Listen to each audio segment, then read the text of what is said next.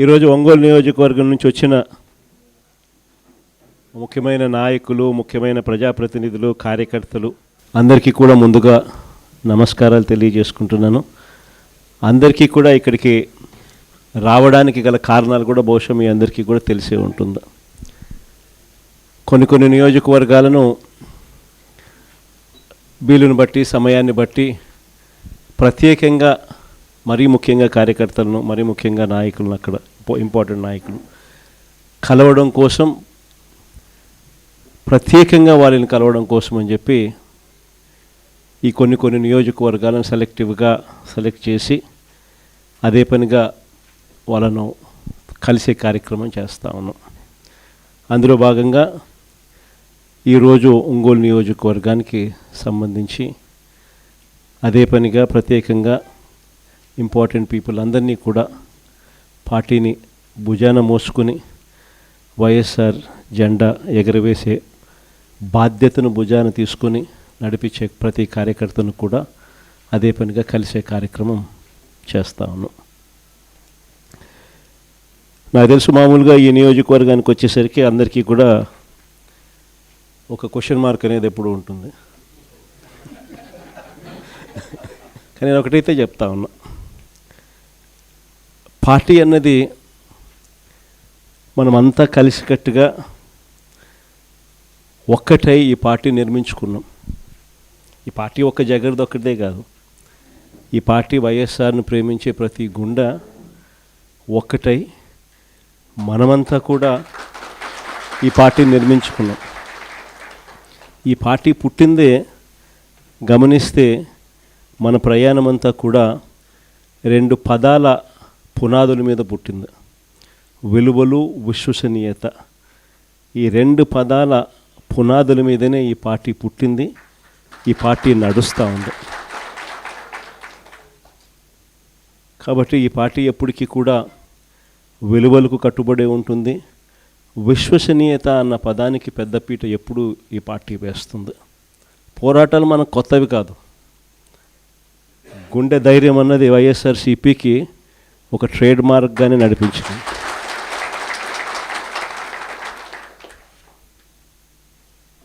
ఎప్పుడు చరిత్రలో కనీ విని ఎరగని మంచి చేసినాం.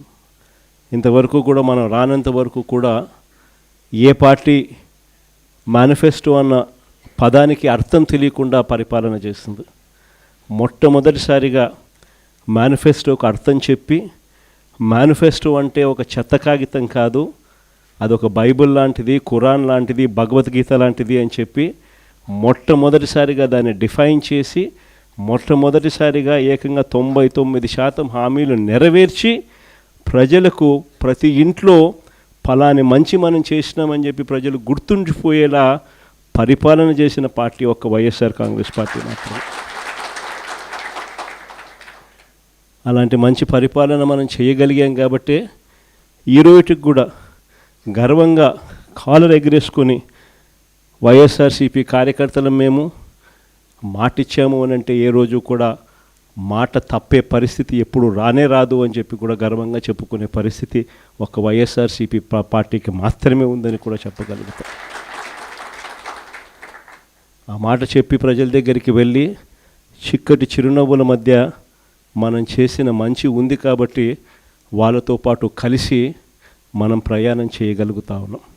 ప్రతి కార్యకర్తకు తోడుగా ఉంటూనే ప్రజలకు అండగా, వారి అవసరాలకు తోడుగా, వారి అవసరాలలో ప్రజల తరపున పోరాటం చేసే బాధ్యతలు కార్యకర్తలు అందరి మీద భుజాలు వేసినప్పుడు అందరూ కలిసికట్టుగా రవి అయితే బాగుంటుంది అని చెప్పి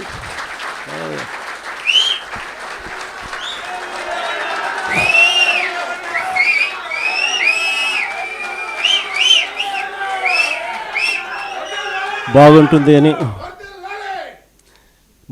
అని చెప్పి అందరం కలిసికట్టుగా నిర్ణయం తీసుకున్న తర్వాత రవి ఆ దిశగా అడుగులు వేయడం మొదలుపెట్టాడు. ఆ దిశగా ప్రయాణం చేయడం కూడా మొదలుపెట్టాడు. ఈ రోజుకి దాదాపుగా 1.5 సంవత్సరం అయిపోయింది. మంచి నాయకుడిగా, కార్యకర్తలకు బాగా దగ్గరగా ఉన్న వ్యక్తిగా, ప్రజల తరపున ఎప్పుడు ఏ అవసరం వచ్చినా కూడా పార్టీ పిలుపు మేరకు ప్రజల తరపున స్పందించే మంచి మనిషిగా మంచి పేరు తెచ్చుకుంటూ అడుగులు రవి వేస్తూ ఉన్నాడు. రవికి సంపూర్ణంగా నా మద్దతు ఎప్పుడూ ఉంటుందని కూడా ఈ సందర్భంగా చెప్తాను. ఇక రాష్ట్రంలో జరుగుతూ ఉన్న పాలన గురించి బహుశా నాకన్నా కూడా మీరే బాగా చక్కగా చెప్పగలుగుతారు. ఎందుకంటే రాష్ట్రంలో ఈరోజు ప్రతి ఇంట్లో కూడా ఒక కంపారిజన్ అనేది మన పాలనకు ఇప్పటి చంద్రబాబు నాయుడు గారి పాలనకు మధ్య తేడా ఏమిటి అన్నది ప్రతి ఇంట్లో కూడా దేవుడి దయ వల్ల ఈరోజు ఒక చర్చనీయాంశం అన్నది జరుగుతూ ఉంది. దానికి కారణం ఏమిటి అనంటే కారణం ఒకటే, పాలనలో చిత్తశుద్ధి అన్నది. ఆ చిత్తశుద్ధితో పరిపాలన చేసిన చరిత్ర మందైతే పాలన అన్నది అవినీతికి మాత్రమే అధికారం కావాలి, ప్రజలకిచ్చిన మాట గాలికి ఎగిరిపోయినా కూడా పర్వాలేదు అనుకునే పాలకుడు మరోవైపు చంద్రబాబు నాయుడులో కనిపిస్తాడు. ఇద్దరి మధ్య తేడానే ఈరోజు ఈ రాష్ట్రంలో ప్రతి ఇంట్లో చర్చనీయాంశంగా జరుగుతూ ఉంది. ఆశ్చర్యం కలిగించే విషయం ఇంకొకటి చెప్పాలన్నా, అప్పట్లో మనం అధికారంలోకి వచ్చినప్పుడు మనకేం చంద్రబాబు నాయుడు గారి దగ్గర నుంచి మనం అధికారం తీసుకున్నప్పుడు మనకేదో ఒక గొప్ప రాష్ట్రం, ఒక గొప్ప ఆర్థిక వ్యవస్థ మనకు వచ్చింది కాదు. చంద్రబాబు నాయుడు గారు అన్ని రకాలుగా చిన్నాభిన్నం చేసి ఇచ్చిపోయినాడు. ట్రెజరీలో 100 కోట్ల రూపాయలు కూడా డబ్బు లేని పరిస్థితుల్లో ట్రెజరీ మనకిచ్చిపోయిన పరిస్థితులు. అలాంటి పరిస్థితుల్లో మధ్య మనం అధికారంలోకి తీసుకున్నాం. ఆ తర్వాత వరుసగా 2 సంవత్సరాలు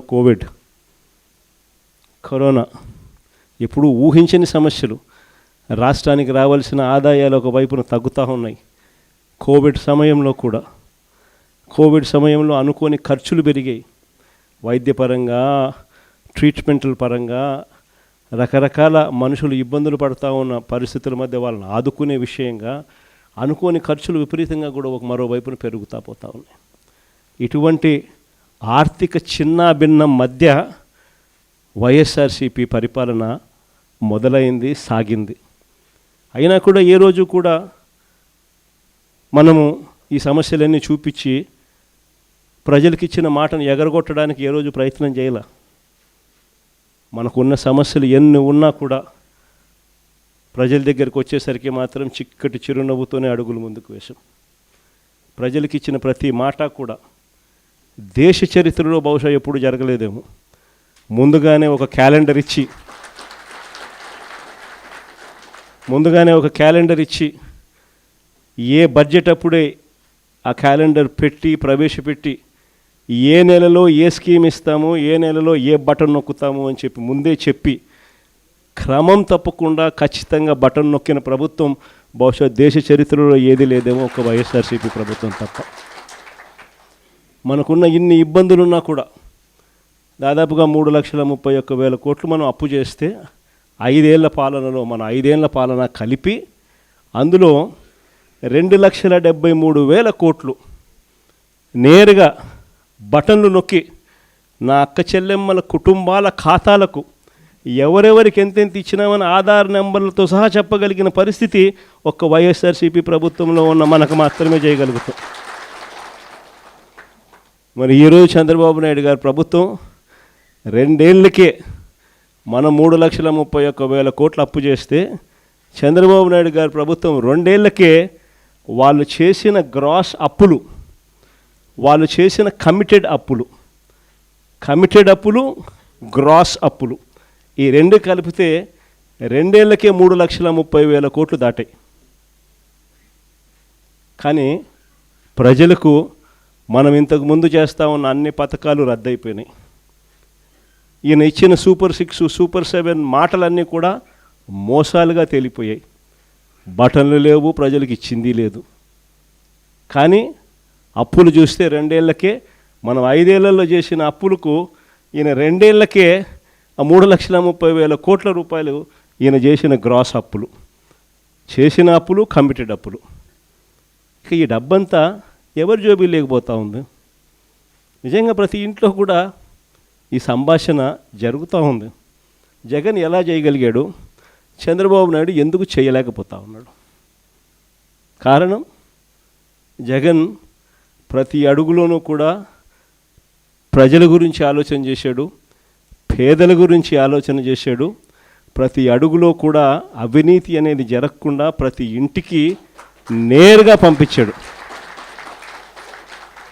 కానీ ఈరోజు దోచుకో, పంచుకో, తినుకో, ప్రతి అడుగులోనూ ఇదే కనిపిస్తుంది. అందుకే చంద్రబాబు నాయుడు గారి ప్రభుత్వంలో జరగడం లేదు. ఏదన్నా ముట్టుకోండి మీకు ఇదే కనిపిస్తుంది. లిక్కర్ మాఫియాతో మొదలు పెడితే చాలు, రాష్ట్రానికి సంబంధించిన ఏ ఆదాయాలు కూడా రాష్ట్రానికి రావడంలా. లిక్కర్ మాఫియాతో మొదలు పెడితే ఇసుక, మద్యం, మట్టి, సిలికా, క్వాడ్సు, లాటిరైట్, గ్రెనైటు, అధిక ధరలకు పీపీఏలు, చివరికి అమరావతిలో కూడా 10,000, 12,000 రూపాయలు పర్ ఎస్ఎఫ్టీకి కన్స్ట్రక్షన్ కాస్ట్లు. భూములు చూస్తే చెనిక్కాయలకు, బెల్లాలకు, ఇలా కావలసిన వాళ్ళకి అందరికీ కూడా భూములు ఇవ్వడము. ఇంకా రాష్ట్రానికి ఏ రకంగా ఆదాయాలు వస్తాయి? రాష్ట్రానికి రావాల్సిన ఆదాయాలు రాష్ట్రానికి రాకుండా మీ సొంత జోబులు నింపుకు కార్యక్రమాలు చేస్తూ ఉన్నప్పుడు రాష్ట్ర ఖజానా దివాలా తీక ఇంకా ఏమవుతుంది? అందుకే చంద్రబాబు నాయుడు గారి ప్రభుత్వంలో ఈరోజు రాష్ట్రం పరిస్థితి ఇంత అధ్వానంగా తయారైన పరిస్థితి ఈరోజు కనిపిస్తూ ఉంది. మరోవైపు చూస్తే చంద్రబాబు నాయుడు గారి పరిపాలనలో నిజంగా ఆశ్చర్యం కలిగించే విషయాలు కనిపిస్తాయి. ఎందుకు ఈ విషయాలు చెప్తున్నాను అని అంటే, మనందరికీ కూడా మొన్న ఈ మధ్య కాలంలోనే 2 రోజుల కిందటగా టీవీలలో, పేపర్లలోనూ, సోషల్ మీడియాలోనూ విపరీతంగా వైరల్ అవుతూ ఉన్న వార్తా విషయాలు మనందరికీ కూడా కనిపిస్తూ ఉన్నాయి. ఈ మధ్యకాలంలోనే చూసాం, పుట్టా మహేష్ డ్రగ్స్ సేవిస్తూ,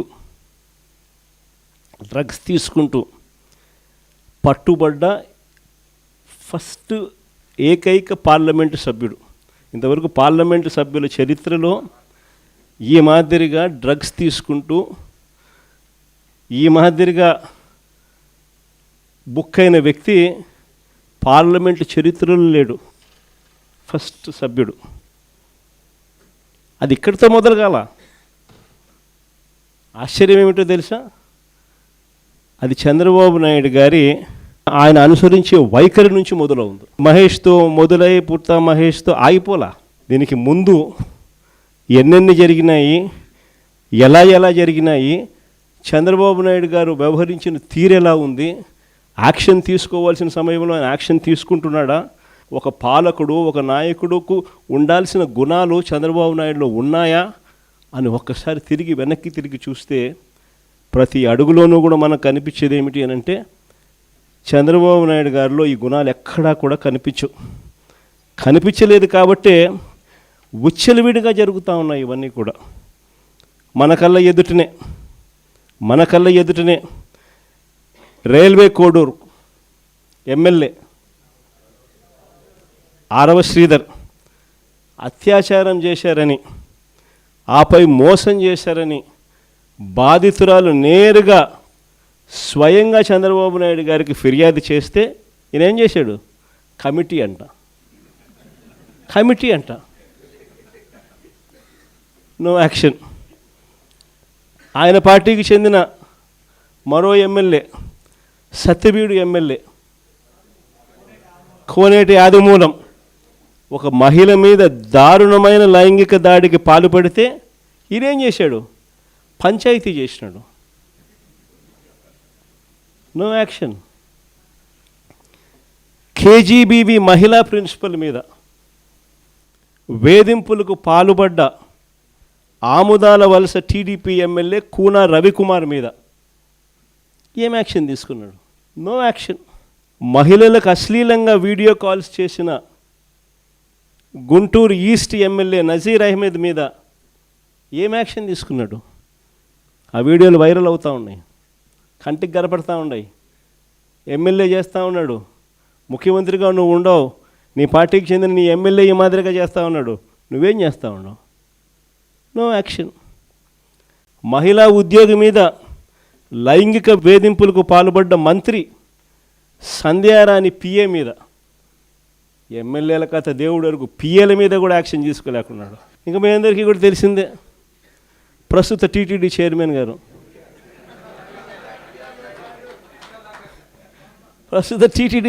గారు, ఆయననైతే ఒక మహిళను మోసం చేసి వీడియోతో ఫోటోలతో అడ్డంగా దొరికిపోయినా కూడా no action.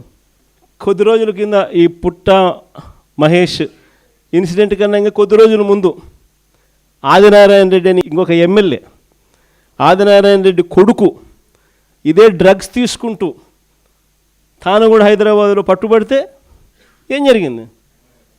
No action.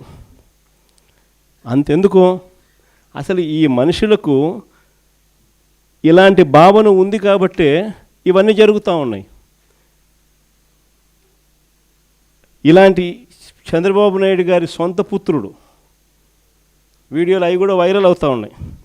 Swimming pool పక్కన తాగుతూ తూగుతూ అమ్మాయిలతో డ్యాన్సులు చేస్తూ ఉన్నాడు. అయినా ఏంది Chandrababu Naidu? No action. Action చేయకపోగా చంద్రబాబు నాయుడు గారు సొంత బావమరిది ఏమంటాడు? అమ్మాయి కనిపిస్తే ముద్దైనా పెట్టాలంట, కడుపన్నా చేయాలంట. అసలు అలాంటి మాటలు మాట్లాడాడంటే లాగి చంపకేదోడు పీకాల్సింది పోయి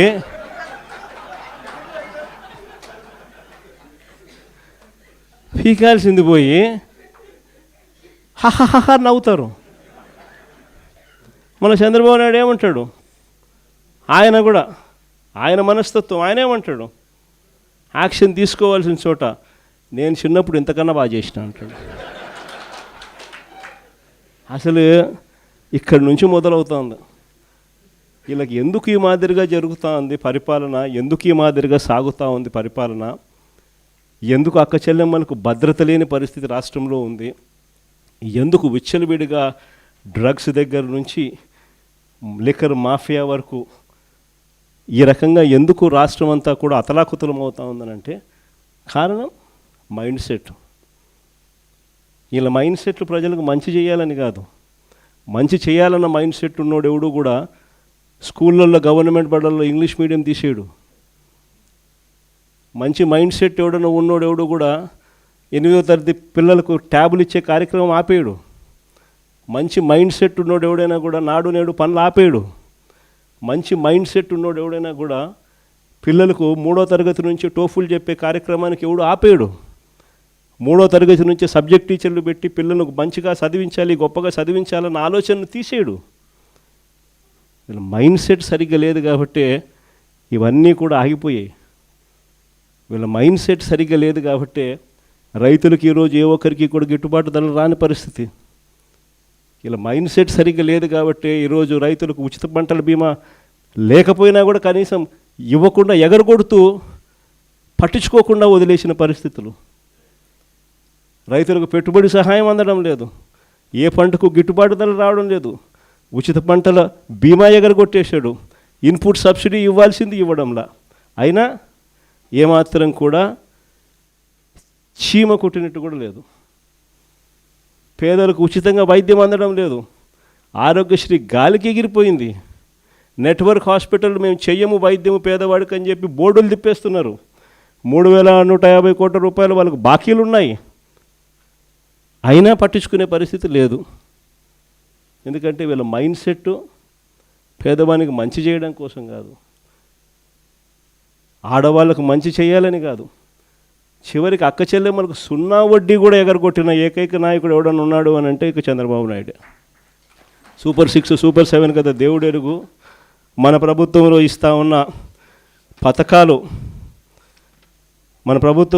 ఉన్న పథకాలు అసలు ఆలోచన చేస్తేనే ఆ పథకాలు చేయూత కనపడ్డంలా, ఆసరా కనపడ్డంలా, 0 వడ్డీ కనపడ్డంలా, కాపు నేస్తం కనపడ్డంలా, ఈబీసీ నేస్తం కనపడ్డంలా, జగనన్న తోడు కనపడ్డంలా, జగనన్న చేదోడు కనపడ్డంలా, నేతన్న నేస్తం కనపడ్డంలా, వాహన మిత్ర కనపడ్డంలా. ఇల్లు కూడా సైతం మనం చివరికి 31 లక్ష ఇళ్ల పట్టాలు ఇచ్చి 21 లక్ష ఇళ్ళు శాంక్షన్ చేయించి 10 లక్షల ఇళ్ళు పూర్తి చేసి మిగిలిన ఇళ్ళన్నీ కూడా వివిధ దశల్లో తీసుకొని వచ్చి వేగంగా నడుపుతా ఉన్న ఇల్లు కూడా కన్స్ట్రక్షన్ కూడా ఆగిపోయిన పరిస్థితి. వీళ్ళకి ఎవ్వరికీ కూడా పాలన మీద ధ్యాసలా, కేవలం దోచుకో పంచుకో తినుకో. అందుకనే ఈ వ్యవస్థ అంతా ఇట్లా తయారైపోయింది. ఈరోజు వైఎస్ఆర్ కాంగ్రెస్ పార్టీకి సంబంధించిన ప్రతి కార్యకర్త కూడా ప్రజలకు తోడుగా నిలబడుతూ అడుగులు ముందుకు వేయాల్సిన సమయం వచ్చింది. అడుగులు ముందుకు వేయమని చెప్పి మనందరినీ కూడా గట్టిగా కోరుతా ఉన్నాం. చూస్తా 2 ఏళ్ళు అయిపోయింది. 3వ బడ్జెట్ ప్రవేశపెట్టాడు. ఇక బడ్జెట్ ప్రవేశపెట్టాల్సినవి కూడా ఇక 2 బడ్జెట్లు. ఉద్యోగస్తుల దగ్గర నుంచి, మహిళల దగ్గర నుంచి, రైతన్నల దగ్గర నుంచి, పిల్లల దగ్గర నుంచి, యువకుల దగ్గర నుంచి ప్రతి ఒక్కరూ కూడా చంద్రబాబు నాయుడు గారిని తిట్టకుండా తిడుతూ ఉన్నారు. ఇంకా 2 ఏళ్ళకే చూస్తా ఇంకా మరో 2 ఏళ్ళు అయిపోతుంది. ఆ తర్వాత ఎలక్షన్ ఇయర్, మధ్యలో 1.5 సంవత్సరం నా పాదయాత్ర కూడా ఎలాగో సాగుతుంది. కాబట్టి వీళ్ళు చేసే రెడ్ బుక్ రాజ్యాంగమైనా, వీళ్ళు చేసే అరాచకాలైనా, వీళ్ళు చేసే హెరాస్మెంట్ అయినా కూడా ఇవన్నీ కూడా ఇక కొద్ది రోజులే అన్నది ప్రతి ఒక్కరం కూడా గుర్తుపెట్టుకోండి. ఇక్కడ కూడా మన పార్టీ హెడ్ ఆఫీస్లో లీగల్ సెల్ అన్నది చాలా స్ట్రాంగ్గా తయారు చేసాం. ప్రతి ఒక్కరికి కూడా పార్టీ అండగా ఉండే కార్యక్రమం అందరికీ కూడా హెడ్ ఆఫీస్లో ఆదేశాలు ఇచ్చి ఉన్నాము. ప్రతి ఒక్కరికి ఎక్కడ ఎవరికి ఏ ఇబ్బంది వచ్చినా కూడా సొంత కుటుంబ సభ్యులకి ఇబ్బంది వచ్చినట్టుగానే పట్టించుకుని వాళ్ళకు తోడుగా నిలబడే కార్యక్రమం పార్టీ అన్ని దశల్లోనూ చేస్తుంది. ఇక్కడ హెడ్ ఆఫీస్ నుంచి మనోరన్న, ఈ లీగల్ సెల్ వీళ్ళంతా కూడా అందుబాటులో ఉన్నారు. మరి శివ కూడా రేపొద్దున నేను చెప్తా ఉన్నా, పిల్లోడు, యువకుడు, ఉత్సాహవంతుడు, అన్ని రకాలుగా తోడుగా ఉండే కార్యక్రమాలు చేస్తూ ఉన్నాడు. పార్టీకి తను గట్టిగా నిలబడతా ఉన్నాడు. తనను కూడా రాబోయే రోజుల్లో దేవుడు ఆశీర్వదిస్తే ఇంకా పై స్థానంలో కూడా తీసుకుంటారు. అందరూ కూడా తోడుగా ఉంటారు.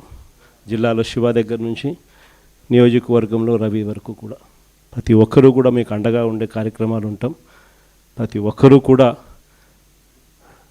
సవ్యసాచుల మాదిరి, కథన రంగంలో సవ్యసాచుల మాదిరి గట్టిగా పోరాడండి. నెక్స్ట్ జగన్ 2.0లో అందరికన్నా పెద్ద పీట వేసేది కార్యకర్తలకి అని మాత్రం మరొక్కసారి చెప్తాను. జగన్ 2.0లో మీ ద్వారానే ప్రతి మంచి కూడా ప్రజలకు జరిగిస్తాను. ప్రతి కార్యకర్తకు మంచి రోజులు వచ్చే కార్యక్రమం చేసి చూపిస్తానని కూడా చెప్తా ఉన్నాను.